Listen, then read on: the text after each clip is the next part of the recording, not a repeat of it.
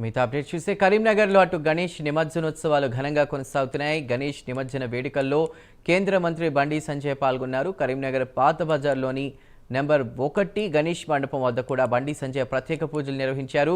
గణేష్ నవరాత్రి ఉత్సవాల నిర్వహణలో విధులు నిర్వహించిన పోలీసులను కేంద్ర మంత్రి శాలువా కప్పి సన్మానించారు. డప్పు వాయిద్యాలు వినూత్న రీతిలో గణేష్ నిమజ్జన ఉత్సవాలు కొనసాగుతున్నాయి.